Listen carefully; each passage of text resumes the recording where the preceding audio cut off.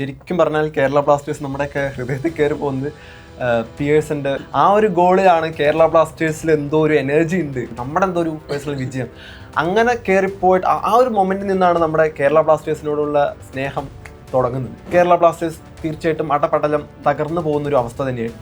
ആളുകൾക്ക് പ്രതീക്ഷകളില്ല, എല്ലാവരും കുറ്റപ്പെടുത്തുന്നു, ആളുകൾ ടീമിനെ സപ്പോർട്ട് ചെയ്യുന്നവർ കുറ്റം പറയാൻ തുടങ്ങുന്നു. ബ്ലാസ്റ്റേഴ്സ് നന്നായി കളിക്കുന്ന താരങ്ങളെ നിലനിർത്തുന്നില്ല എന്ന് പറയുന്നത് ഒരു സംഭവമാണ്, അത് എല്ലാവർക്കും അറിയാവുന്ന കാര്യമാണ്. ഇപ്പം നിലവിലുള്ള ISL എല്ലാ ടീമുകൾക്കും ഒരു കിരീടമെങ്കിലും പറയാനുണ്ട്, പക്ഷേ കേരള ബ്ലാസ്റ്റേഴ്സിന് മാത്രം ഒരു കിരീടമില്ല. ഒരു പൊസിഷനിൽ കളിക്കാൻ ആളില്ല, മറ്റൊരു പൊസിഷനിൽ ആളുകളുടെ എണ്ണം കൂടുതലാണ്. അപ്പം ആ ഒരു ബാലൻസ് ഇല്ലായ്മ എന്ന് പറയുന്നത് ഈ സൈനികളിൽ നമുക്ക് ഇപ്പോഴും ആശങ്കയുള്ളതാണ്. ലെഫ്റ്റ് വിങ് പൊസിഷനിൽ നമുക്ക് ഇപ്പോഴും ഒരുപാട് താരങ്ങളുണ്ട്, നോവയുണ്ട്, ഐമൻ ഉണ്ട്.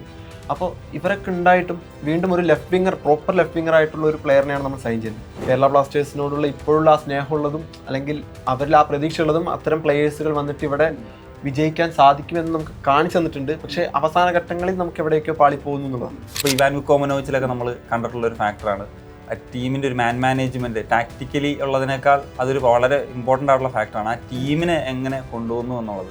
ബാലൻസ് ആയിട്ടുള്ള ഒരു ടീം ഉണ്ടാക്കിയെടുക്കാൻ പറ്റണം എന്ന് പറയുന്നതാണ് അൾട്ടിമേറ്റ് ആയിട്ടുള്ളൊരു കാര്യം. താരങ്ങൾ ഒഴിവാക്കുന്ന ശൈലിയിൽ എന്തെങ്കിലും ഒരു പ്രശ്നം ഉണ്ടോ എന്നുള്ളത് ഒരു ഇതാണ്. എനിക്കറിയില്ല അത് എന്താണ്.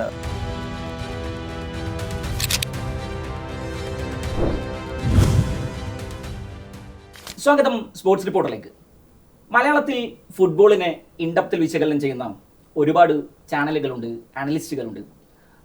UEFA champions league, English premier league, ലാ ലീഗ, സീരിയ തുടങ്ങി യൂറോപ്പിലെ വൻകിട ലീഗുകളെ കുറിച്ച വിശകലനങ്ങൾ. ആ കൂട്ടത്തിൽ ഇന്ത്യൻ ഫുട്ബോളിനെ ഇൻഡെപ്തിൽ വിശകലനം ചെയ്യുന്ന രണ്ട് ചാനലുകൾ, ഡോണിക്സ് ക്ലാഷ്, ഫുട്ട് ആൻഡ് ബോൾ. ഇന്ന് നമ്മളോടൊപ്പം അവരാണുള്ളത്. സ്വാഗതം സ്പോർട്സ് റിപ്പോർട്ടിലേക്ക്. ഡോണിക്സിൽ നിന്ന് തുടങ്ങാമെന്ന് തോന്നുന്നു. ഒരു 400K സബ്സ്ക്രൈബേഴ്സ് ഉള്ള ഒരു ചാനലുണ്ട്. പിന്നെ വളരെ നാടകീയമായി ഫുട്ബോളിനെ അവതരിപ്പിക്കുന്ന ഒരാളാണ് ഡോണിക്സ്. ഡോണിക്സിൻ്റെ യാത്ര എന്ന് പറയാമോ? എപ്പോഴാണ് ആ ചാനൽ തുടങ്ങുന്നത്? ഡോണിക്സിൻ്റെ പേരെന്താണ്? എൻ്റെ പേര് വിനോദ് എന്നാണ്. ചാനൽ തുടങ്ങുന്നത് സത്യം പറഞ്ഞാൽ അങ്ങനെ സീരിയസ് ആയിട്ട് ഇതിലൊരു സാധ്യത കണ്ടിട്ടോ അങ്ങനെ ഒന്നല്ലായിരുന്നു. കേരള ബ്ലാസ്റ്റേഴ്സ് ആയിരുന്നു നമ്മുടെ ഏറ്റവും ഇൻസ്പിറേഷൻ. ലൈക്ക് ഫുട്ബോൾ നമുക്ക് എപ്പോഴും ഇഷ്ടമുള്ളൊരു കാര്യമാണെങ്കിലും കേരള ബ്ലാസ്റ്റേഴ്സിലൂടെ ഒരു സാധ്യത അല്ലെങ്കിൽ കേരള ബ്ലാസ്റ്റേഴ്സിൻ്റെ വിഷയത്തെക്കുറിച്ച് സംസാരിച്ച് തുടങ്ങാം എന്ന് കരുതി തുടങ്ങിയൊരു ഇതാണ്. നമ്മൾ വളരെ യാദൃശ്ചികമായിട്ട് എന്തോ ഒരു വിഷയത്തെപ്പറ്റി, കേരള ഫുട്ബോളിനെ പറ്റിയിട്ട് ഞാനിങ്ങനെ സംസാരിച്ച് തുടങ്ങിയപ്പോൾ യൂട്യൂബിൽ കുറച്ച് ആളുകൾ കാണുന്നു, ആ വീഡിയോയെ പറ്റി അഭിപ്രായം പറയുന്നു. അപ്പം ഞാൻ അത്ര സീരിയസ് അല്ലാതെ സംസാരിച്ചൊരു കാര്യത്തെപ്പറ്റി കുറേ സീരിയസ് ആയിട്ട് ആളുകൾ സംസാരിക്കുമ്പോൾ ഇതിലൊരു സാധ്യത ഉണ്ടെന്ന് മനസ്സിലാക്കുകയും പിന്നെ ഞാൻ അതിനെപ്പറ്റി, അതായത് കേരള ബ്ലാസ്റ്റേഴ്സിനെ പറ്റിയും ഫുട്ബോളിനെ പറ്റിയും വീഡിയോകൾ തുടർച്ചയായിട്ട് അപ്ലോഡ് ചെയ്ത് തുടങ്ങി. അത് ആളുകൾക്ക് ഇഷ്ടപ്പെട്ടു തുടങ്ങി. പിന്നെ പതുക്കെ നമ്മുടെ വളർച്ചയിൽ നമ്മുടെ കണ്ടന്റുകളെ മാറ്റം വരുത്തുക, അതായത് ഫുട്ബോളിനെ കുറച്ചുകൂടെ ലൈറ്റായിട്ട് ആളുകളിലേക്ക്, ഭയങ്കര സീരിയസ് ആയിട്ട് സംസാരിക്കാതെ കുറച്ചുകൂടെ എൻ്റർടൈൻമെൻ്റ് ആയിട്ട് ആളുകളിലേക്ക് എത്തിക്കുക എന്നുള്ള രീതിയിൽ ചാനലിനെ പതുക്കെ മാറ്റി ആളുകൾക്ക് ഇപ്പോഴും അത് ഇഷ്ടമാണെന്നാണ്. അതെ ഞാൻ ഈ യൂട്യൂബ് വഴിയാണ് എഡിറ്റിംഗ് പഠിച്ചു തുടങ്ങിയത്.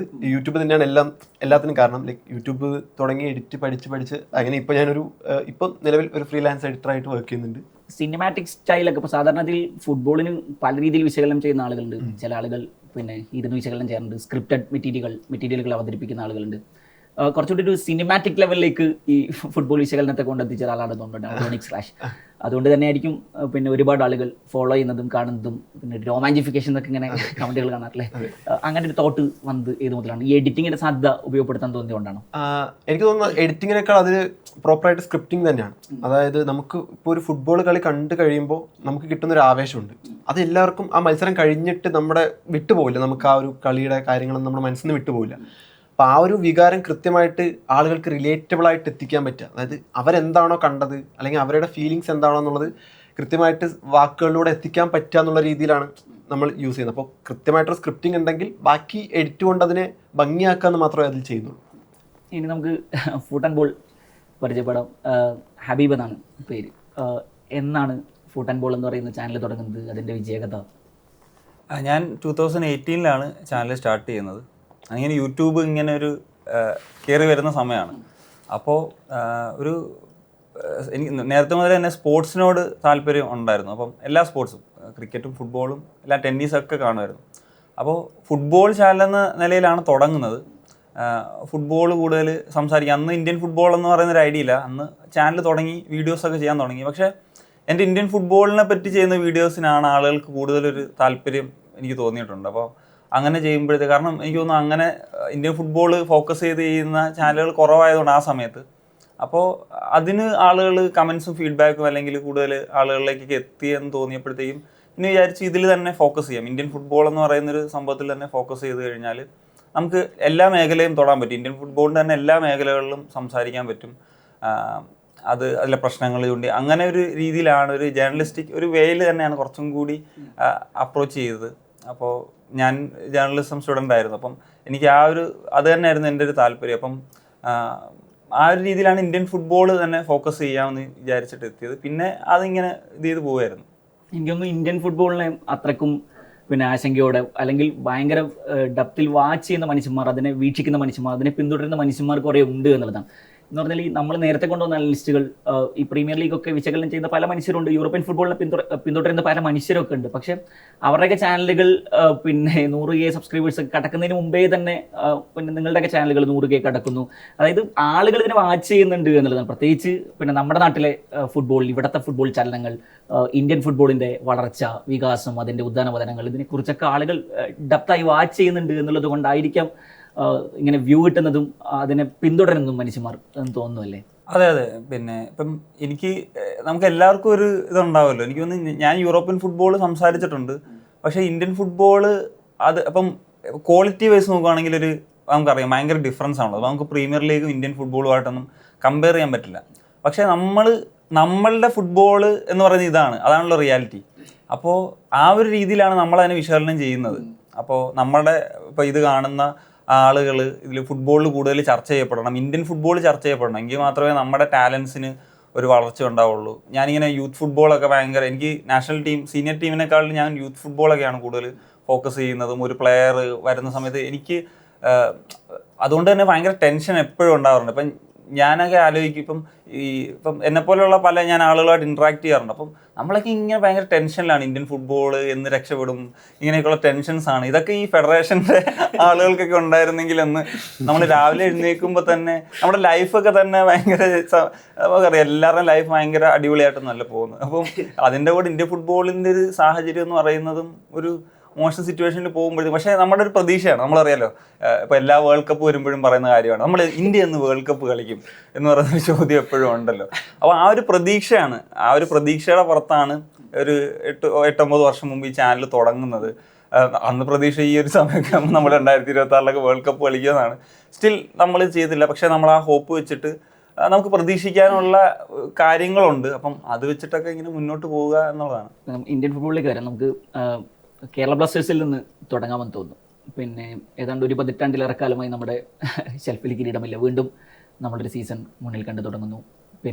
പുതിയൊരു കോച്ച്, പുതിയ കുറേ താരങ്ങൾ, പുതിയ പ്രതീക്ഷകൾ. പുതിയ സീസണിൽ കേരള ബ്ലാസ്റ്റേഴ്സിൻ്റെ പ്രതീക്ഷകൾ എന്താണ്? ഡോണിക്സിൽ തുടങ്ങാം. എല്ലാ സീസണും തുടങ്ങുമ്പോൾ നമ്മൾ പ്രതീക്ഷകളും കൊണ്ട് തന്നെയാണ്. സീസൺ തുടങ്ങുമ്പോൾ പ്രതീക്ഷകളും അവസാനിക്കുമ്പോൾ ആ പ്രതീക്ഷകളെല്ലാം നശിച്ച് നമ്മുടെ മെൻ്റൽ ഹെൽത്തിനെ തന്നെ നല്ല രീതിയിൽ ബാധിക്കുന്ന രീതിയിലാണ് എല്ലാ സീസണും പോയിട്ടുള്ളത്. ഈ ഒരു കാര്യം തന്നെയാണ് ഇപ്പം നിലവിലുള്ള ISL എല്ലാ ടീമുകൾക്കും ഒരു കിരീടമെങ്കിലും പറയാനുണ്ട്. പക്ഷേ കേരള ബ്ലാസ്റ്റേഴ്സിന് മാത്രം ഒരു കിരീടമില്ല. എന്നാൽ കേരള ഫുട്ബോൾ നൽകുന്ന ആ ഒരു ബൂസ്റ്റ് അത്രയും നല്ലൊരു കാര്യമാണ്. പക്ഷേ കേരളത്തിന് പറയാൻ, അല്ലെങ്കിൽ കേരളത്തെ പ്രതിനിധീകരിച്ചിട്ടുള്ളൊരു മുന്നേറ്റ നിരത്തിലുള്ള ഒരു ക്ലബിന് അങ്ങനെ ഒരു പറയത്തക്ക ഒരു കിരീടം ഇല്ല എന്നുള്ളത് തന്നെയാണ് നമുക്ക് വിഷമമുള്ളതും. അപ്പോൾ ഈ സീസണിലെങ്കിലും അങ്ങനെ ഒരു കിരീടം നേടാൻ സാധിക്കട്ടെ എന്നുള്ളൊരു ആഗ്രഹം മാത്രമാണ് നമുക്ക് ഈ ഒരു സീസണിൻ്റെ തുടക്കത്തിലുള്ള പ്രതീക്ഷ. ഈ സീസണിലെ സൈനിങ്ങുകൾ, ഡേവിഡ് കറ്റാല, പുതിയൊരു കോച്ച് വരും. നമുക്കിങ്ങനെ കോച്ചുമാരിങ്ങനെ കയറിയിറങ്ങിക്കൊണ്ടിരിക്കുന്ന ഒരു കൂടാരമാണല്ലോ കലൂർ. അപ്പോൾ പുതിയ കോച്ച്, പുതിയ പ്രതീക്ഷകൾ, പുതിയ സൈനിങ്ങുകൾ, ഇതിനെക്കുറിച്ചൊക്കെ പറഞ്ഞാൽ. ഇപ്പോഴും ഒരു ബ്ലാങ്ക് പേപ്പറിൽ നമ്മൾ എഴുതി തുടങ്ങുന്നു എന്ന് പറയുന്നത് മാത്രമേ നമുക്ക് സാധിക്കൂ. കാരണം ഒരുപാട് പ്രതീക്ഷകൾ ഈ ഒരു പരിശീലകനിലും പുതിയ പ്ലേയേഴ്സിലും നമുക്ക് ഒരുപാട് പ്രതീക്ഷകൾ വെക്കാനില്ല. കാരണം ISLന്റെ അൺസർട്ടനിറ്റി കാരണം ഇപ്പം വന്നിട്ടുള്ള പ്ലേയേഴ്സും ഒരു ഫ്രീ ട്രാൻസ്ഫറിൽ വന്നിട്ടുള്ള പ്ലേയേഴ്സാണ്. ഒരുപാട് ഭയങ്കരമായിട്ടുള്ള കരിയർ സ്റ്റാറ്റിക്സ് പുലർത്തുന്ന ഒരു പ്ലേയേഴ്സും അല്ല. പക്ഷെ ഇതിന് മുമ്പ് വന്നിട്ടുള്ള കേരള ബ്ലാസ്റ്റേഴ്സിലെ പ്ലേയേഴ്സും അങ്ങനെയൊക്കെ തന്നെ ഉള്ളവരാണ്. പക്ഷെ അവർ തന്നെയാണ് ഇവിടെ മാജിക്കുകൾ കാണിച്ചിട്ടുള്ളത്. കേരള ബ്ലാസ്റ്റേഴ്സിനോടുള്ള ഇപ്പോഴുള്ള ആ സ്നേഹമുള്ളതും അല്ലെങ്കിൽ അവരിൽ ആ പ്രതീക്ഷയുള്ളതും അത്തരം പ്ലേയേഴ്സുകൾ വന്നിട്ട് ഇവിടെ വിജയിക്കാൻ സാധിക്കുമെന്ന് നമുക്ക് കാണിച്ചു തന്നിട്ടുണ്ട്. പക്ഷെ അവസാന ഘട്ടങ്ങളിൽ നമുക്ക് എവിടെയൊക്കെയോ പാളിപ്പോകുന്നു എന്നുള്ളതാണ്.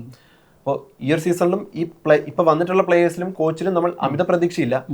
പക്ഷെ ഇവർക്ക് എന്തെങ്കിലും മാറ്റം കൊണ്ടുവരാൻ സാധിക്കും എന്നുള്ളൊരു വിശ്വാസമുണ്ട്. ഹബീബ്, പിന്നെ ഡേവിഡ് കറ്റാല വരുന്നത് സ്പാനിഷ് മണ്ണിൽ നിന്നാണ്. ഒരു ഫുട്ബോളിൻ്റെ ഈറ്റില്ലങ്ങളിൽ ഒന്നാണ് യൂറോപ്പിലെ, ലോക ഫുട്ബോളിലെ. പിന്നെ അദ്ദേഹം എസ്പാനിയോളിന് വേണ്ടി ഒരുപാട് കാലം കളിച്ചിട്ടുള്ളൊരു മനുഷ്യനാണ്. പിന്നെ ക്രൊയേഷ്യൻ ലീഗിലൊക്കെ വലിയ പരിചയസമ്പത്തുള്ളൊരു മനുഷ്യനാണ്. അപ്പോൾ ഡേവിഡ് കറ്റാലയിൽ പിന്നെ ഏതർത്ഥത്തിൽ പ്രതീക്ഷ വെക്കും നമ്മൾ? എനിക്ക് ഇന്ത്യൻ ഫുട്ബോളിൻ്റെ ഒരു സാഹചര്യത്തിലോട്ട് വരുമ്പം ഇപ്പം ഏത് കോച്ചിനും ഒരു സക്സസ്ഫുൾ ആകാം, അല്ലാതെ ഇരിക്കാം. കാരണം അതാണ് ഒരു പൊതുവേ ഉള്ളൊരു ട്രെൻഡ്. അതാണ്, അതായത് ഇപ്പം യൂറോപ്യൻ ഫുട്ബോളിൽ സക്സസ് ഉണ്ടാക്കാത്ത കോച്ചസ് ഇവിടെ സക്സസ് ഉണ്ടായി ISL ട്രോഫീസ് വരെ അടിച്ച ചരിത്രമുണ്ട്. നേരെ തിരിച്ചും ഭയങ്കര പ്രതീക്ഷയിൽ വന്നിട്ട് ബ്ലാസ്റ്റേഴ്സിൻ്റെ തന്നെ നമുക്ക് ചരിത്രത്തിലൊക്കെ അങ്ങനെ എടുക്കാൻ പറ്റും. അപ്പം ഇവിടുത്തെ കണ്ടീഷൻസ് ഒരു എൻ്റയർലി ഡിഫറെൻ്റ് ആണ്. അപ്പോൾ ഒരു ടീം ഒരു മാനേജ് ചെയ്യുക എന്ന് പറയുന്നൊരു ഫാക്ടർ ഇപ്പോൾ ഇവാൻ വിക്കോമനോവിച്ചിലൊക്കെ നമ്മൾ കണ്ടിട്ടുള്ളൊരു ഫാക്ടറാണ്.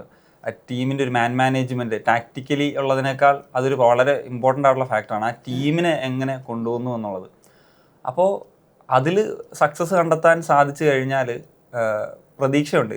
ഞാൻ കഴിഞ്ഞ സീസണിൽ അപേക്ഷിച്ച് നോക്കുമ്പോൾ ഇപ്പം നമുക്ക് ഈ ഒരു അൺസർട്ടനിറ്റിയിലും സ്ക്വാഡിൽ ഇപ്പം അത്യാവശ്യം ഒരു നല്ല വിദേശ സ്ക്വാഡ് നമുക്ക് പെട്ടെന്ന് തന്നെ ബിൽഡ് ചെയ്യാൻ പറ്റി. കാരണം വിദേശ സ്ക്വാഡ് ഇപ്പോൾ ഒരാഴ്ച മുന്നേ നമുക്ക് 3 പേര് സൈനിങ് നിന്നെടുത്തുനിന്ന് പെട്ടെന്ന് ആ സൈനിങ്സ് ഒക്കെ കംപ്ലീറ്റ് ചെയ്തു. കാരണം മറ്റ് ISL ക്ലബ്ബുകളുടെ കാര്യം എടുക്കുമ്പോൾ ഇപ്പോഴും സൈനിങ്സ് ഒന്നും കംപ്ലീറ്റ് ആയിട്ടില്ല. ഇപ്പം സൂപ്പർ കപ്പ് മത്സരങ്ങൾ ഇന്നലെ ആരംഭിച്ചു കഴിഞ്ഞു. അപ്പം അതിൽ പല ടീമുകളും ഇന്ത്യൻ പ്ലേയേഴ്സിനെയൊക്കെ തന്നെ ആശ്രയിച്ച് കളിക്കുമ്പോൾ നമുക്ക് 6 വിദേശ താരങ്ങളും ഉണ്ട്. സൂപ്പർ കപ്പിൻ്റെ പ്രത്യേകത 6 വിദേശ താരങ്ങളെ നമുക്ക് ഉപയോഗിക്കാൻ പറ്റുമെന്നുള്ളതാണ്. അപ്പോൾ ഇത്തവണത്തെ ആ ഒരു ടീമിൻ്റെ ഒരു വിദേശ താരങ്ങളുടെ സൈനിങ് നമുക്ക് ഈ 6 താരങ്ങളും ഒരേപോലെ ഉപയോഗിക്കാൻ പറ്റും. ആ ഒരു രീതിയിലുള്ള സൈനിങ്സ് ആണ് നടന്നിട്ടുള്ളത്.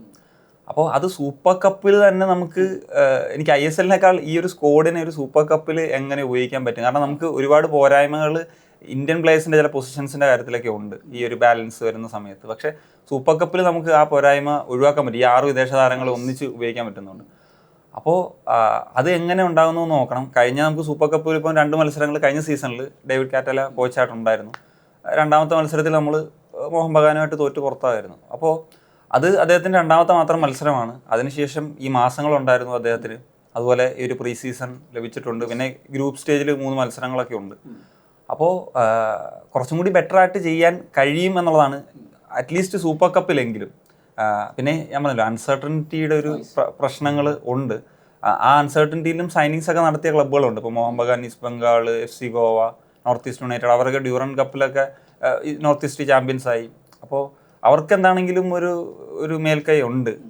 പക്ഷേ ബ്ലാസ്റ്റേഴ്സ് ഈ പെട്ടെന്ന് ഈ കാര്യങ്ങളിലേക്കൊക്കെ എത്തിയത് ഒരു സൂപ്പർ കപ്പിലെങ്കിലും അറ്റ്ലീസ്റ്റ് ഒരു പ്രതീക്ഷ നൽകുന്നുണ്ട്. പക്ഷേ അത് എങ്ങനെ വർക്കൗട്ട് ആവുന്നുള്ളത് കളി തുടങ്ങിയാലേ നമുക്ക് മനസ്സിലാവുള്ളൂ. റോണിക്സ്, പിന്നെ നമ്മൾ ഈ ഒക്ടോബറിലാണ് ഒരു 3 സൈനിങ്ങൾ നടത്തിയത്. പിന്നെ Thiago Alves, കോൾഡോ ബിയറ്റ, Juan Rodriguez, 2 strikers വരുന്നുണ്ട് പുതിയതായിട്ട്. ഇവരുടെ പ്രതീക്ഷകൾ, പിന്നെ കഴിഞ്ഞ സീസണിൽ നമ്മൾ ഇന്ന് കുറേ പേര് പടിയിറങ്ങി പോയിട്ടുണ്ട്. അപ്പോൾ എല്ലാ കാലത്തും നമുക്കിങ്ങനെ സെറ്റായ ഒരു ടീമിനെ ബിൽഡ് ചെയ്തുകൊണ്ട് വരുന്നു. അടുത്ത സീസൺ ആകുമ്പോഴേക്കും പടിയിറങ്ങുന്നു, പിന്നെ പുതിയൊരു കുറേ ആളുകൾ വരുന്നു. അപ്പോൾ ഈ അൺസർട്ടൈനിറ്റി നമ്മുടെ ടീമിനിടയിൽ ഉണ്ട് എന്നുള്ളതാണ്. പുതിയ സൈനിങ്ങളിൽ ഉള്ള പ്രതീക്ഷകൾ, പുതിയ പ്രതീക്ഷകളിൽ തിയാഗോ ആൽവസ് ലെഫ്റ്റ് വിങ്ങർ ആയിട്ടാണ് സൈൻ ചെയ്യുന്നത്. ഇപ്പം നമ്മുടെ പൊസിഷനിൽ, അതായത് ഈ സൈനിങ്ങളിൽ നമുക്ക് ഇപ്പോഴും ആശങ്കയുള്ളതാണ്. ലെഫ്റ്റ് വിങ് പൊസിഷനിൽ നമുക്ക് ഇപ്പോഴും ഒരുപാട് താരങ്ങളുണ്ട്. നോവയുണ്ട്, ഐമൻ ഉണ്ട്. അപ്പോൾ ഇവരൊക്കെ ഉണ്ടായിട്ടും വീണ്ടും ഒരു പ്രോപ്പർ ലെഫ്റ്റ് വിങ്ങർ ആയിട്ടുള്ള ഒരു പ്ലെയറിനെയാണ് നമ്മൾ സൈൻ ചെയ്യുന്നത്. ബേസിക്കലി ഇവിടെ സ്പോർട്ടിംഗ് ഡയറക്ടർ ഉദ്ദേശിക്കുന്നത് ഒരു സെക്കൻഡ് സ്ട്രൈക്കറായിട്ട്, ഒരു സപ്പോർട്ടിങ് അല്ലെങ്കിൽ ഒരു സബ്സ്റ്റിറ്റ്യൂട്ട് എന്നുള്ള രീതിയിലാണ് അദ്ദേഹത്തെ കൊണ്ടുവന്നിട്ടുള്ളതെങ്കിലും വീണ്ടും ആ ഒരു പൊസിഷനിൽ ഒരു സൈനിങ് വരുമ്പോൾ ഒരു ആശങ്കപ്പെടുത്തുന്ന ഒരു കാര്യം തന്നെയാണ്. മറ്റ് 2 സൈനിങ്ങൾ ലൈക്ക് ഒന്ന് സെൻറ്റർ ബാക്കും ഒന്ന് പ്രോപ്പർ സ്ട്രൈക്കറുമാണ്. ഹീസസ് ജിമിനസിനെ റീപ്ലേസ് ചെയ്യുന്ന പോലത്തെ ഒരു സ്ട്രൈക്കർ അല്ലെങ്കിൽ കോമെ, ഇവരെ ആരെയാണ് പ്രോപ്പറായിട്ട് റീപ്ലേസ് ചെയ്യാമെന്ന് നമുക്ക് പറയാൻ പറ്റില്ല. പക്ഷേ അവരുടെ കളി രീതി വെച്ച് നോക്കുന്ന സമയത്ത് ഇവരെ പ്രോപ്പറായിട്ട് റീപ്ലേസ് ചെയ്യാൻ പറ്റും എന്നുള്ളൊരു പ്രതീക്ഷയാണ് കോൾഡോ ബിയറ്റയുടെ കാര്യത്തിൽ നമുക്ക് കാണുന്നത്. അത് പറയുമ്പോൾ ഒരു കാര്യം കൂടെ ആഡ് ചെയ്യും. ഇപ്പം തിയാഗോയുടെ കാര്യം പറഞ്ഞല്ലോ, ലെഫ്റ്റ് വിങ്. ആക്ച്വലി നമ്മളുടെ ലെഫ്റ്റ് വിങ് പൊസിഷൻ എന്ന് പറഞ്ഞാൽ ഇന്ത്യൻ പ്ലേയേഴ്സിനെ കൊണ്ട് തന്നെ ആക്ച്വലി നല്ലതാണ്. കാരണം മുഹമ്മദ് ഐമൻ ഇപ്പോൾ അണ്ടർ 23-ലൊക്കെ നന്നായിട്ട് പെർഫോം ചെയ്യുന്നൊരു പ്ലെയറാണ്. അതുപോലെ അമ്മാവിയ എന്ന് പറഞ്ഞിട്ടുള്ളൊരു പ്ലെയർ ഉണ്ട്. അത് ഐ ലീഗിൽ നന്നായിട്ട് പെർഫോം ചെയ്ത് വന്ന് ഇവിടെ അധികം ഓപ്പർച്യൂണിറ്റീസ് കിട്ടിയിട്ടില്ല. അപ്പോൾ ഓൾറെഡി നമുക്ക് അവിടെ പ്ലേയേഴ്സ് ഉണ്ട്. ഇപ്പം എഡ്രിയാൻ ലൂണ ഒരു 4-4-2 കളിക്കുന്നതെങ്കിൽ അദ്ദേഹത്തെ ഒരു ലെഫ്റ്റ് മിഡ്ഫീൽഡർ ആ റോളിൽ കളിക്കുന്ന പ്ലെയറാണ്. അതിന് പുറമേ ആയിരുന്നു നോവെ നമ്മൾ സൈൻ ചെയ്തിട്ടുണ്ടായിരുന്നത്. ഇപ്പോൾ തിയാഗോ ഫസ്റ്റ് ഓപ്ഷൻ അദ്ദേഹം ഒരു ലെഫ്റ്റ് വിങ്ങിൽ തന്നെ കളിക്കുക എന്നുള്ളതാണ്. അദ്ദേഹത്തിന് ഡിഫറെൻറ്റ് പൊസിഷൻസിൽ കളിക്കാനുള്ള കേപ്പബിലിറ്റി ഉണ്ടെങ്കിലും ഒരു പ്രോപ്പർ ലെഫ്റ്റ് വിങ്ങറാണ്. അപ്പം പക്ഷേ നമുക്ക് നമ്മളുടെ ഒരു ഡിഫെൻസീവ് മിഡ്ഫീൽഡ് പൊസിഷനിലേക്ക് വരുമ്പോൾ നമുക്ക് പ്ലേയേഴ്സിൻ്റെ എണ്ണം ഭയങ്കര പ്രശ്നമാണ്. നമുക്കൊരു ഇപ്പം ലഗാത്തോർ എന്ന് പറഞ്ഞിട്ടുള്ളൊരു പ്ലെയർ ഉണ്ട്, അതെ, ഡുസാൻ ലഗാത്തോർ ഉണ്ട്. പക്ഷേ അദ്ദേഹം ഒരു ചിലപ്പം നമുക്കറിയില്ല ഇദ്ദേഹത്തിൻ്റെ സിസ്റ്റത്തിൽ ഏത് തരത്തിൽ വർക്കൗട്ട് ആകും, അത് ചിലപ്പം വർക്കായേക്കാം. അദ്ദേഹത്തെ ഒരു സെൻട്രൽ ബാക്ക് ഡിഫെൻസീവ് മിഡ്ഫീൽഡ് 2 ഓപ്ഷൻസിൽ പറ്റുന്നൊരു പ്ലെയറാണ്. പക്ഷേ ഒരു ഡീപ്പ് ലൈൻ പ്ലേ മേക്കർ നമ്മൾ ISL തന്നെ കണ്ടിട്ടുള്ള ഒരുപാട് പ്ലേയേഴ്സ് ഉണ്ട്. ഇപ്പം അഹമ്മദ് ജാഹു, ഇപ്പം നോർത്ത് ഈസ്റ്റിൻ്റെ ബമ്മാമർ, കാൾ മക്യു, ഇങ്ങനത്തെ ഡീപ്പ് ലൈൻ പ്ലേ മേക്കേഴ്സിനെ കണ്ടിട്ടുണ്ട്. ഇപ്പം ഞാൻ പറയുന്നത് ഇപ്പം കോച്ചിന് ഏതാണ് ആവശ്യം എന്നുള്ളത് നമുക്കറിയില്ല, എങ്കിലും നമുക്ക് അവിടെ ഒരു പ്രോപ്പർ പ്ലെയർ ആവശ്യമായിരുന്നു. പക്ഷേ നമുക്ക് ഇന്ത്യൻ എന്തുകൊണ്ട് നമ്മൾ ചിന്തിക്കാറുണ്ട്, എന്തുകൊണ്ട് ഇപ്പം ഐമൻ അല്ലെങ്കിൽ അങ്ങനത്തെ ബ്ലാസ്റ്റേഴ്സിൻ്റെ തന്നെ അക്കാഡമി പ്രോഡക്റ്റ് ആയിട്ട് നമുക്ക് അതും ഇപ്പോൾ Under-23 ഒക്കെ നന്നായിട്ട് കളിച്ച് നിൽക്കുകയാണ്. അപ്പോൾ ആ പ്ലെയർ ഇനിയിപ്പോൾ എവിടെ ആയിരിക്കും കളിക്കാൻ പോവുക എന്ന് പറയുന്ന ഒരു ചോദ്യമുണ്ട്.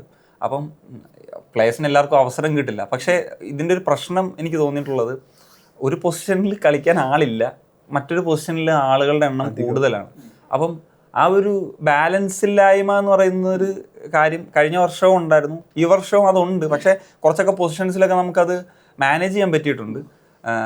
അത് ഒരു കാര്യമാണ്. ഇപ്പം ഡോണിക്സ് പറഞ്ഞപ്പോഴാണ് ഞാൻ ആ തിയാഗോയുടെ കാര്യം കൂടി ഇതിലൊന്ന് ആഡ് ചെയ്യുന്നത്. അതാണ് എനിക്ക് തോന്നുന്നത്.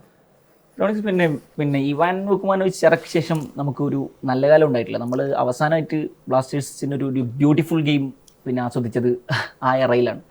അതിനുശേഷം പിന്നെ സ്റ്റാറയിൽ നമ്മൾ വലിയ പ്രതീക്ഷ അർപ്പിച്ചു, പക്ഷേ സ്റ്റാറെ നമുക്ക് അങ്ങനെ വലിയതൊന്നും തന്നില്ല എന്നുള്ളതാണ്. അപ്പോൾ നമ്മളിങ്ങനെ ബ്ലാസ്റ്റേഴ്സിനെ കുറിച്ചുള്ള ഓർമ്മകൾ അയവിറക്കുമ്പോൾ നമുക്ക് ഇവാൻ വുക്കുമാനോവിച്ച് ഇറക്കും മുമ്പ് പിന്നെ തുടക്കം മുതൽ നമ്മൾ 2 ഫൈനലുകൾ കളിച്ചിട്ടുണ്ട്. അവസാനമായി കളിച്ചത് 2022. അങ്ങനെ ബ്ലാസ്റ്റേഴ്സ് ഓർമ്മകൾ അയവിറക്കുന്ന സമയത്ത് പറഞ്ഞു പോകാൻ പറ്റിയ അങ്ങനെയുള്ള ഓർമ്മകൾ. ബ്ലാസ്റ്റേഴ്സിൻ്റെ ഓർമ്മകൾ 2014 മുതൽ ശരിക്കും പറഞ്ഞാൽ കേരള ബ്ലാസ്റ്റേഴ്സ് നമ്മുടെയൊക്കെ ഹൃദയത്തിൽ കയറി പോകുന്നത് പിയേഴ്സന്റെ ഒരു ഗോളുണ്ട് ആ സെമി ഫൈനൽ. അതെ, ആ ഒരു ഗോളിലാണ് കേരള ബ്ലാസ്റ്റേഴ്സിൽ എന്തോ ഒരു എനർജി ഉണ്ട്. ലൈക്ക് നമുക്ക് നമ്മുടെ എന്തോ ഒരു പേഴ്സണൽ ഫേവറേറ്റ് ആണെന്ന് നമുക്ക് തോന്നിപ്പോകുന്നത്, നമ്മുടെ എന്തോ ഒരു പേഴ്സണൽ വിജയം. അങ്ങനെ കയറിപ്പോയിട്ട് ആ ഒരു മൊമെന്റിൽ നിന്നാണ് നമ്മുടെ കേരള ബ്ലാസ്റ്റേഴ്സിനോടുള്ള സ്നേഹം തുടങ്ങുന്നത്. അവിടെ നിന്ന് അടുത്ത സീസൺ ഫൈനലിൽ നമ്മൾ പരാജയപ്പെടുന്നു. അപ്പോൾ നമുക്ക് ഭയങ്കര ഇമോഷണലി നമ്മൾ ഡൗൺ ആവുന്നു. അടുത്ത സീസൺ അത്ര നല്ല രീതിയിലായിട്ട് പോകുന്നില്ല. 2016 വീണ്ടും നമ്മൾ ഫൈനലിൽ എത്തുന്നു, അവിടെയും നമ്മൾ അടിപതറുന്നു. പക്ഷെ അത് കഴിഞ്ഞിട്ട് കേരള ബ്ലാസ്റ്റേഴ്സ് തീർച്ചയായിട്ടും അടപടലം തകർന്നു പോകുന്നൊരു അവസ്ഥ തന്നെയായിരുന്നു. ആളുകൾക്ക് പ്രതീക്ഷകളില്ല, എല്ലാവരും കുറ്റപ്പെടുത്തുന്നു, ആളുകൾ ടീമിനെ സപ്പോർട്ട് ചെയ്യുന്നവർ കുറ്റം പറയാൻ തുടങ്ങുന്നു. അപ്പോൾ കുറച്ച് ആളുകൾ മാത്രം ടീമിനെ സപ്പോർട്ട് ചെയ്ത് നിൽക്കുന്നൊരവസ്ഥ. അവിടേക്കാണ് ഇവാൻ വുക്കോമനോവിച്ച് കുറച്ച് പ്രതീക്ഷകളായിട്ട് വരുന്നത്. പക്ഷേ അദ്ദേഹത്തിൻ്റെ വരവിലും നമുക്ക് ഒരു അത്ര പ്രതീക്ഷയില്ലാത്തൊരു കോച്ച്, വലിയ മുൻകാല ചരിത്രമൊന്നും പറയാനില്ലാത്തൊരു കോച്ച്. ആ സമയത്ത് തന്നെയാണ് 3 പ്ലേയേഴ്സ് വരുന്നത്, Adrian Luna, Alvaro Vazquez and Pereyra Diaz. ഈ പ്ലേയേഴ്സിനെ പറ്റി നമുക്ക് വലിയ ധാരണയില്ല. അവർ വരുന്നു, അത്ര പ്രതീക്ഷയില്ലാതെ തുടങ്ങുന്ന ഒരു സീസൺ.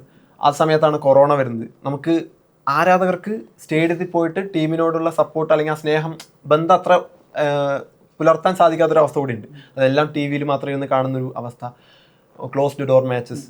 അങ്ങനെ ഒരു സമയത്ത് നിന്ന് ആ ടീം വിജയിച്ച് വരിക, പിന്നെ ആൾക്കാർക്ക് പ്രതീക്ഷകളില്ലാത്തൊരു മൊമെൻറ്റിൽ നിന്ന് ടീമിനോടുള്ള സ്നേഹം വീണ്ടും വർദ്ധിച്ചു വരിക. അതായത് ആളുകളെല്ലാം വിട്ടുപോയി, കേരള ബ്ലാസ്റ്റേഴ്സ് എന്ന് പറയുന്ന ടീമിനെ പറ്റി ആർക്കും ചർച്ച ചെയ്യുന്നില്ല എന്ന് ആലോചിക്കുന്നു. ഈ ടീം ഇനി ജയിച്ചാലും തോറ്റാലും ആർക്കും ഒരു വിഷയമില്ല എന്ന് ആലോചിക്കുന്ന മൊമെൻറ്റിൽ നിന്ന് ആ ടീം ഫൈനലിൽ എത്തുമ്പോൾ ഈ കേരളത്തിലുള്ള സകല സ്ഥലങ്ങളിലും സ്ക്രീൻ വെച്ചിട്ട് അത്രയും ആളുകൾ അവിടെ, ഇപ്പോൾ കാസർഗോഡും കോഴിക്കോടും ഒക്കെ വൈക്കിംഗ് ക്ലാപ്പ് TV മുമ്പിൽ നിന്നിട്ട് നമ്മൾ ചെയ്തിട്ടുണ്ട്. സെമി ഫൈനലിലൊക്കെ നമ്മൾ ഫൈനലിലേക്ക് കയറുന്ന മൊമെന്റിൽ ലൂണയുടെ ഒരു ഗോൾ ഉണ്ടായിരുന്നു ജംഷഡ്പൂരിനെതിരെ. ആ ഗോളൊക്കെ കണ്ടിട്ട് നമ്മൾ രോമാഞ്ചം കൊണ്ടിട്ട് ഫൈനലിൽ ഗോവയിലേക്ക്, ആ ഗോവ മത്സരത്തിന് മാത്രമാണ് നമ്മൾ ആരാധകരായിട്ട് ആ മത്സരം കാണാൻ ഞാൻ പോയിട്ടുണ്ടായിരുന്നു. അപ്പോൾ ആ ഒരു മാച്ചിന് മാത്രമാണ് നമ്മൾ സ്റ്റേഡിയത്തിലേക്ക് എൻ്റർ ഉണ്ടായിരുന്നുള്ളൂ. അന്ന് മാച്ച് കണ്ട് രാഹുൽ ആദ്യം ഗോൾ അടിച്ച്, അപ്പോൾ നമ്മളെല്ലാവരും വിജയം ഉറപ്പിച്ച് നിൽക്കുന്ന ഒരു മൊമെന്റിലാണ് അവസാന നിമിഷം ഹൈദരാബാദിന്റെ ഒരു മറുപടി ഗോളും പിന്നെ വീണ്ടും പെനാൽറ്റി വരുന്നത്. അതെ, ആ ശാപത്തിൽ പഴങ്കഥയായിട്ട് ടീം അങ്ങനെ തകർന്നു പോകുന്നത്. അപ്പം വീണ്ടും നമ്മൾ പിന്നെ അതിനുശേഷം ഇവന്റെ അടുത്ത സീസൺ ബാംഗ്ലൂരു FC-യുമായിട്ട് ഒരു അതും കഴിയുന്നു. അത് കഴിഞ്ഞ് പിന്നെ പ്രതീക്ഷകൾ പതുക്കെ പതുക്കെ മങ്ങി. ഇപ്പോൾ വീണ്ടും പഴയ ആ ഒരു ലെവലിലേക്ക് എത്തിയിട്ടുണ്ട്. കേരള ബ്ലാസ്റ്റേഴ്സിന്റെ പ്രതീക്ഷകൾ തകർന്നു പോയിക്കൊണ്ടിരിക്കുകയാണ്. അതായത് ടീമിനോട് ഇനി നമ്മൾ നോക്കുന്നില്ല, ഇവർ രക്ഷപ്പെടില്ല. മാനേജ്മെന്റിന് എതിരെ അത്രയും കാലം മാനേജ്മെന്റ് ഒന്നും ആരും കുറ്റം പറയില്ലായിരുന്നു, പക്ഷെ ഇപ്പൊ മാനേജ്മെന്റിനെതിരെയും ആരാധകർ സംസാരിച്ചു തുടങ്ങിയിരിക്കുന്നു. ഇപ്പോൾ മൊത്തം തകർന്ന് നിൽക്കുന്ന ഒരു അവസ്ഥയാണ്. പക്ഷേ ഉറപ്പായിട്ടും ഈ ടീമിനൊരു നല്ല കാലം വരികയാണെങ്കിൽ, ഇപ്പോൾ വള്ളത്തോൾ പറഞ്ഞ പോലെ കേരളം എന്ന് കേട്ടാൽ തിളയ്ക്കണം ചോര ഞരമ്പുകളിൽ എന്നതുപോലെ തന്നെയാണ്. ടീമിനൊരു നല്ല കാലം വരികയാണെങ്കിൽ തീർച്ചയായിട്ടും ഭയങ്കര ഇമോഷണലാണ്. അതെ അതെ, ടീമിന്റെ കാര്യത്തിൽ നമുക്ക് കുറച്ച് അതെ. അപ്പോൾ ഉറപ്പായിട്ടും ഈ ആരാധകരൊക്കെ തിരിച്ചു വരും. ഹബീബ്, പിന്നെ ഒരുപാട് ഫുട്ബോൾ ലോകത്തെ ലെജൻഡ്സ് കളിച്ചിട്ടുള്ള ഒരു ടീമാണ് കേരള ബ്ലാസ്റ്റേഴ്സ്. അവരൊക്കെ പടിയിറങ്ങിയതിന് ശേഷമാണെങ്കിലും ഫുട്ബോളിൽ സജീവമല്ലാത്തൊരു കാലത്താണെങ്കിൽ വെസ്റ്റ് ബ്രൗണിനെ പോലെ, ഡേവിഡ് ജെയിംസിനെ പോലെ, ബർബറ്റോയെ പോലെ, അങ്ങനെ ഒരു കുട്ടി നമുക്ക് ഓർമ്മിക്കാൻ ഒരുപാട് പേരുകളുണ്ട്. ഇനി ലെജൻഡറി പ്ലേയേഴ്സ് എന്ന അർത്ഥത്തിൽ നമ്മൾ ബ്ലാസ്റ്റേഴ്സ് ആരാധകർ എണ്ണുന്ന ഇയാൻ ഹ്യൂമനെ പോലെ, ജോസുവിനെ പോലെ ഒരുപാട് ഓർമ്മകളുള്ള നമ്മുടെ താരങ്ങളായി മാറിയ, നമുക്കിടയിലെ മനുഷ്യരെ പോലെയായി മാറിയ ഒരുപാട് താരങ്ങളുണ്ടെന്നാണ്. പക്ഷേ കഴിഞ്ഞ കുറേ കാലങ്ങൾക്കിടയിൽ നമുക്ക് അങ്ങനെ ഇപ്പോൾ ഇയാൻ ഹ്യൂമൻ നമ്മൾ ഹ്യൂമേട്ടാന്നും ജോസേട്ടാന്നൊക്കെ വിളിച്ചിരുന്ന ഇടത്തുനിന്ന് നമുക്ക് അങ്ങനെ ഇമോഷണലി കണക്റ്റായ മനുഷ്യന്മാർ ഉണ്ടാവുന്നോ ഇല്ലയോ എന്നുള്ളതല്ല, അത് ടീമിന്റെ പ്രകടനവുമായി ബന്ധപ്പെട്ട് കൂടിയിരിക്കുന്ന ഒന്നാണല്ലോ എന്നുള്ളതാണ്. അപ്പോൾ സമീപകാലത്ത് പിന്നെ കേരള ബ്ലാസ്റ്റേഴ്സിൽ ഉണ്ടായിട്ടുള്ള അപജയങ്ങൾ, മഞ്ഞപ്പടയൊക്കെ പിന്നെ ആദ്യമായിട്ടാണ് അവർ ഇങ്ങനെ ഷൗട്ട് ഔട്ട് ചെയ്യുന്നത്, പുറത്തേക്ക് വരുന്നത്, സ്റ്റേഡിയത്തിൽ പിന്നെ പ്രതിഷേധങ്ങൾ നടക്കുന്നു, ഇൻഫ്രാസ്ട്രക്ചർ ഡെവലപ്മെൻറ്റുകളില്ല, കൃത്യമായി സൈനിങ്ങുകളില്ല എന്നൊക്കെ പരസ്യമായിട്ട് അവർ സ്റ്റേറ്റ്മെൻറ്റുകൾ കൊടുക്കുന്നു എന്നാണ്. അപ്പോൾ ഒടുവിൽ ആരാധകരും മാനേജ്മെൻറ്റിനെതിരെ ഇറങ്ങുന്ന ഒരു അവസ്ഥയൊക്കെയാണ് നമ്മൾ കഴിഞ്ഞ സീസണിൽ കണ്ടത്. പക്ഷേ ആ സീസൺ തുടങ്ങുന്നതിന് മുമ്പുണ്ടായ ഈ പ്രതിഷേധങ്ങളൊന്നും നമ്മളത് സീസൺ തുടങ്ങുന്ന സമയത്ത് ഇതൊക്കെ പരിഹരിക്കപ്പെടും എന്നൊക്കെ വിചാരിച്ചിരുന്നു. പക്ഷേ അങ്ങനെ നമ്മൾ റിസൾട്ടിൽ അത് കണ്ടിട്ടുള്ള 8ാം സ്ഥാനത്താണ് നമ്മൾ ഫിനിഷ് ചെയ്തത് എന്നുള്ളതാണ്. ഇക്കുറിയെങ്കിലും ഈ പ്രശ്നങ്ങളൊക്കെ പരിഹരിക്കപ്പെട്ട് നമ്മുടെ ഷെൽഫിലേക്ക് ഒരു കിരീടമെത്തും എന്ന് തോന്നുന്നുണ്ടോ? പ്രതീക്ഷയുണ്ടോ? പ്രതീക്ഷ എന്ന് പറഞ്ഞു കഴിഞ്ഞാൽ നമുക്ക് എപ്പോഴും പ്രതീക്ഷയാണുള്ളത്. കാരണം നമുക്ക് പ്രതീക്ഷ ഇല്ലാതെ ഒരിക്കലും ഇതിനെ ഫോളോ ചെയ്യാനോ സപ്പോർട്ട് ചെയ്യാനോ പറ്റില്ല. നമുക്കിപ്പം എന്താ പറയുക, കളിക്കുന്നതിന് മുമ്പ് ഒരിക്കലും നമ്മൾ തോറ്റു എന്ന് വിചാരിച്ച് നമ്മൾ ഏത് ടീമിനെതിരെ കളിക്കാൻ പോയാലും, ഇപ്പം ഇന്ത്യ ഒരു വലിയ ടീമിനെതിരെ കളിക്കാൻ പോകുമ്പോൾ നമ്മൾ അതാണല്ലോ പ്രതീക്ഷിക്കുന്നത്. അപ്പം ആ ഒരു പ്രതീക്ഷ എന്ന് പറയുന്നത് അതാണ്. പക്ഷേ ഇപ്പം കഴിഞ്ഞ സീസണിൻ്റെ കാര്യം പറഞ്ഞു, കഴിഞ്ഞ സീസൺ തുടങ്ങുന്നതിന് മുമ്പ് ആരാധകർ ആ സമയത്താണ് പ്രതിഷേധം തുടങ്ങുന്നത്. സത്യം പറഞ്ഞു കഴിഞ്ഞാൽ നമ്മൾ മുമ്പേ തന്നെ ഇപ്പം ഇവാൻ്റെ സീസൺ എൻ്റെ കാര്യമൊക്കെ ഇപ്പോൾ ഡോണിക്സ് പറഞ്ഞല്ലോ. അപ്പം നമുക്കൊരു പ്രതീക്ഷ ഇല്ലാത്തടത്തു നിന്നാണ് ഇവാൻ എന്ന് പറയുന്നൊരു കോച്ച് വന്നിട്ട് അദ്ദേഹം ഒരു സ്റ്റാൻഡേർഡ് സെറ്റ് ചെയ്യുന്നത്. പിന്നെ ഇവാൻ പോയി, എനിക്ക് തോന്നുന്നത് പുള്ളി ഒരു റൈറ്റ് ടൈമിലാണ് പോയതെന്നുള്ളതാണ്. കാരണം നമുക്കൊരു സ്റ്റാൻഡേർഡ് സെറ്റ് ചെയ്ത് തന്നു അദ്ദേഹത്തിന്. പക്ഷേ ട്രോഫീസ് അൺഫോർച്ചുനേറ്റ്ലി സ്വന്തമാക്കാൻ സാധിച്ചില്ല. അത് അദ്ദേഹത്തിന് മാത്രം കുറ്റമാണെന്ന് ഞാൻ പറയുന്നില്ല. കാരണം നമുക്ക് അദ്ദേഹമുള്ള സ്ക്വാഡിനെ വെച്ച് അദ്ദേഹത്തിൻ്റെ അണ്ടറിൽ ഡെവലപ്പായ എത്രയോ യുവതാരങ്ങളുണ്ട്. അപ്പം ആ രീതിയിൽ വർക്ക് ചെയ്യുന്നൊരു പരിശീലകനാണ്. അപ്പോൾ നമുക്കിനി അടുത്ത സ്റ്റെപ്പിലേക്ക് പോകുമ്പോഴത്തേക്കും നമുക്ക് ഇതേപോലത്തെ ഒരു ട്രോഫീസ് വിൻ ചെയ്യാൻ പറ്റുന്നത്. ഇപ്പം ഇവാനാണെങ്കിലും ചരിത്രം പരിശോധിച്ച് കഴിയുമ്പോൾ ഒരുപാട് ട്രോഫീസ് ഒന്നും അദ്ദേഹത്തിന് ട്രോഫീസ് ഉണ്ട് ആസ് എ കോച്ച് എന്ന നിലയിൽ. പക്ഷേ ഇനി നമ്മൾ പ്രതീക്ഷിച്ചപ്പോൾ ഇവാൻ പോയി, ഓക്കെ ഇനി വരാൻ പോകുന്നത് ഇതേപോലെ സക്സസ് ഉണ്ടാക്കാൻ പോകുന്നത് കോച്ചായിരിക്കും. ഇപ്പം മിഗായൽ സ്റ്റാറെ വന്നു കഴിഞ്ഞാൽ അദ്ദേഹം ISL വരുന്നതിന് മുമ്പ് അതായത് ബ്ലാസ്റ്റേഴ്സിലേക്ക് വരുന്നതിന് മുമ്പ് 12 വർഷം മുന്നേ മറ്റാണ് ട്രോഫി അടിച്ചിട്ടുള്ളത്. അപ്പം ബ്ലാസ്റ്റേഴ്സിന് പറ്റിയുള്ളൊരു കോച്ച് തന്നെയാണ് ഒരു തരത്തിൽ പറഞ്ഞാൽ. പക്ഷേ അതിനെപ്പറ്റി നമ്മൾ സംസാരിക്കുമ്പോൾ നമ്മൾ ആ ഒരു ക്രിട്ടിക്കൽ പോയിന്റ് ഓഫ് വ്യൂവിൽ സംസാരിക്കണം. നമ്മളൊക്കെ ഇങ്ങനെ മാനേജ്മെന്റിന്റെ അല്ലെങ്കിൽ ഇങ്ങനത്തെ സൈനിങ്സ്, കാരണം നമ്മൾ ആ ഒരു സക്സസ് കണ്ടെത്താൻ നമ്മളൊന്നും പ്രതീക്ഷിച്ചിട്ടില്ലല്ലോ. നമ്മൾ പൈസ മുടക്കി കളി കാണാൻ വരുന്ന എത്രയോ ആളുകളുണ്ട്. കാസർഗോഡ് നിന്നും തിരുവനന്തപുരത്ത് എല്ലായിടത്തു നിന്നും ആളുകൾ വരുന്നില്ല. അവരൊക്കെ പ്രതീക്ഷിക്കുന്നത് അവർ ഹാപ്പി ആയിട്ട് ഇവിടുന്ന് തിരിച്ചു പോവുക എന്ന് പറയുന്നൊരു കാര്യത്തിലാണല്ലോ. അപ്പോൾ അത് ചെയ്യേണ്ടത് ടീമിൻ്റെ സൈഡിൽ നിന്നാണ്. അപ്പോൾ അത്തരത്തിൽ ടീം ഉണ്ടാക്കിയെടുക്കുക എന്നുള്ളതാണ്. ഇക്കാര്യത്തിൽ ആരാധകർ ഏറ്റവും കൂടുതൽ വിമർശനം വരുന്നത് ഈ മാനേജ്മെന്റിനെതിരെയാണ് എന്നാണ്. അപ്പോൾ മാനേജ്മെന്റിനെതിരെ വിമർശനം വരുന്ന സമയത്ത് ഇത് ആരാധകരുടെ മാത്രം പ്രതിഷേധമാണോ, ആരാധകർ ഉയർത്തുന്ന പ്രതിഷേധങ്ങളിൽ കഴമ്പുണ്ടോ എന്നൊക്കെ ചോദിക്കുന്ന സമയത്ത് ഈ ആഷിഖുറുണിയൻ്റെ പിന്നെ ഇന്റർവ്യൂ അടുത്തിട്ടാണ് ഭയങ്കരമായിട്ട് വൈറലായത്. അപ്പോൾ അദ്ദേഹം അതിനകത്ത് പറയുന്നുണ്ട്, പിന്നെ കേരള ബ്ലാസ്റ്റേഴ്സിൽ കളിക്കുന്ന താരങ്ങൾ എന്നോട് പറയുന്നത് ഒരിക്കലും കേരള ബ്ലാസ്റ്റേഴ്സിന്റെ പരിസരത്തേക്ക് വരരുത് എന്നാണ്. അപ്പോൾ അതിൽ പല റീസൺസ് പറയുന്നുണ്ട്. വെയ്ജ്, പിന്നെ ഇന്ത്യൻ താരങ്ങൾക്ക് പിന്നെ വെയ്ജ് അജഗജാന്തരമാണ്. അവർക്ക് ഇപ്പോൾ കിട്ടിക്കൊണ്ടിരിക്കുന്ന വെയ്ജും കേരള ബ്ലാസ്റ്റേഴ്സിലേക്ക് വരുന്ന സമയത്ത് ഉള്ള വെയ്ജും തമ്മിൽ പിന്നെ വലിയ വ്യത്യാസമുണ്ട്. അപ്പോൾ നമ്മുടെ നാട്ടിൻ്റെ ടീം എന്ന അർത്ഥത്തിൽ നമുക്കിവിടെ നിന്ന് കളിക്കാനൊന്നും പറ്റില്ല, ഇവരുടെ ജോലി കൂടിയാണല്ലോ ഇത് എന്നുള്ളതാണ്. അപ്പോൾ ഇന്ത്യൻ താരങ്ങളെ അക്കോമഡേറ്റ് ചെയ്യാൻ കഴിയാത്ത, കൃത്യമായി വേജ് കൊടുത്ത് അക്കോമഡേറ്റ് ചെയ്യാൻ കഴിയാത്ത പ്രശ്നങ്ങളുണ്ട്. ഇപ്പോൾ മാനേജ്മെന്റിന് എതിരെ ആരാധകർ ഉയർത്തുന്ന പ്രശ്നങ്ങൾ പിന്നെ കഴമ്പുള്ളതാണ് എന്ന് പല രീതിയിൽ തെളിഞ്ഞിട്ടുണ്ട് എന്നുള്ളതാണ്. അതിൽ എനിക്ക് പറയാനുള്ളത്, ഇപ്പം പിന്നെ ബ്ലാസ്റ്റേഴ്സ് നന്നായി കളിക്കുന്ന താരങ്ങളെ നിലനിർത്തുന്നില്ല എന്ന് പറയുന്നത് ഒരു സംഭവമാണ്. അത് എല്ലാവർക്കും അറിയാവുന്ന കാര്യമാണ്. അപ്പം അത് ഏറ്റവും മികച്ച താരങ്ങൾ വരുമ്പോൾ, ഇപ്പോൾ അടുത്തൊരു താരം വരുമ്പം ആ ഒരു താരം സക്സസ് ആകാം, സക്സസ് ആകാതിരിക്കാം. പക്ഷേ സക്സസ് ആയിട്ടുള്ളൊരു താരം ഇവിടെ നിൽക്കുമ്പോൾ വീണ്ടും നമ്മൾ ബിൽഡ് ചെയ്ത് വരുമ്പോഴത്തേക്കും അങ്ങനെയാണ് ഒരു സക്സസ്ഫുൾ ടീം ഉണ്ടാകുന്നത്. അപ്പം അത് ശരിയായിട്ടുള്ളൊരു കാര്യമാണ്. ഇപ്പം അപ്പോൾ ആഷിഖ് പറഞ്ഞതിൽ ഇപ്പം അദ്ദേഹത്തിൻ്റെ ഒരു പ്ലെയർ പെർസ്പെക്റ്റീവിൽ പറഞ്ഞതാണ്. ഇപ്പം ഇവിടെ സാലറി പ്രശ്നങ്ങൾ അത് മോഹൻ ബഗാനും ബ്ലാസ്റ്റേഴ്സുമായിട്ട് കമ്പയർ ചെയ്യുമ്പം അജഗജാന്തരം ഉണ്ടാകും. ഇപ്പം നമുക്കറിയാം ISL സാലറി ക്യാപ്പ് ഉണ്ട് കൃത്യമായിട്ട് 16.5 കോടി എന്നാണ് എനിക്ക് തോന്നുന്നത്. അപ്പം ആ സാലറി ക്യാപ്പിൽ നിന്നാണ് ഒരുവിധം ടീമുകളൊക്കെ പ്ലേയേഴ്സിനെ സൈൻ ചെയ്യുന്നത്. അതിന് പുറത്ത് സൈൻ ചെയ്യാൻ പറ്റുന്ന പ്ലേയേഴ്സ് ഉണ്ട്, മാർക്യൂ ഓപ്ഷൻസ് ഒക്കെ ഉണ്ട്. പക്ഷേ ചില മോഹൻ ബഗാൻ്റെ സൈനിങ്സ് നോക്കുന്ന സമയത്ത് നമുക്ക് ഡൗട്ട്ഫുൾ ആണ് എങ്ങനെ ആ ഒരു സൈനിങ്സ് ഒക്കെ സംഭവിക്കുന്നു. ഇപ്പം ജാമി മക്ലാറിനെ പോലത്തെ ഒക്കെ താരം എന്ന് പറഞ്ഞാൽ A-ലീഗിലെ ലെജൻഡാണ്. നമുക്ക് ഓസ്ട്രേലിയയിൽ തന്നെ ഒരു സ്റ്റാറ്റസ് ഉള്ള പ്ലെയറാണ്.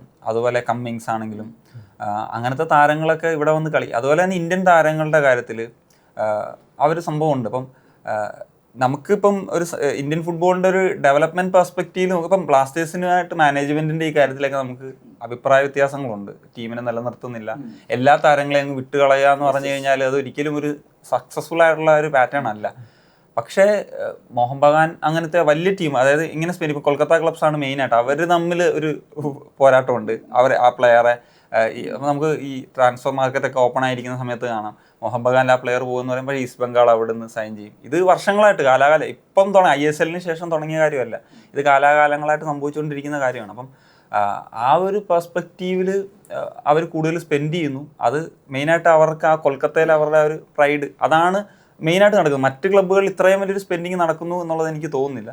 ബ്ലാസ്റ്റേഴ്സ് തീർച്ചയായിട്ടും സൈനിങ്സിൻ്റെ കാര്യത്തിൽ കുറച്ച് സാലറിയുടെ കാര്യത്തിലൊക്കെ പ്രശ്നങ്ങളുണ്ട് എന്ന് പറയുന്നത് ശരിയാണ്. ഞാനൊരിക്കലും മോഹൻ ബഗാൻ ഈസ്റ്റ് ബംഗാൾ ആ ഒരു ലെവലിൽ സ്പെൻഡ് ചെയ്യണം എന്ന് പറയുന്നൊരു അഭിപ്രായം ഇല്ല. പക്ഷേ നമുക്ക് ബാക്കി ടീമുകളുണ്ടല്ലോ, നമുക്ക് അതിലെങ്കിലും നമുക്കിപ്പോൾ അവരുമായിട്ട് കമ്പയർ ചെയ്യുന്നില്ല, നമുക്ക് 3-ാം സ്ഥാനത്തെങ്കിലും ഉള്ള രീതിയിൽ നമുക്ക് ഫൈറ്റ് ചെയ്യാം. നമുക്കിപ്പോൾ പ്ലേ ഓഫ് ഓപ്ഷൻസ് ഉണ്ട്, അങ്ങനെ ട്രോഫീസ് നേടാനുള്ള ഓപ്ഷൻസ് ഉണ്ട്.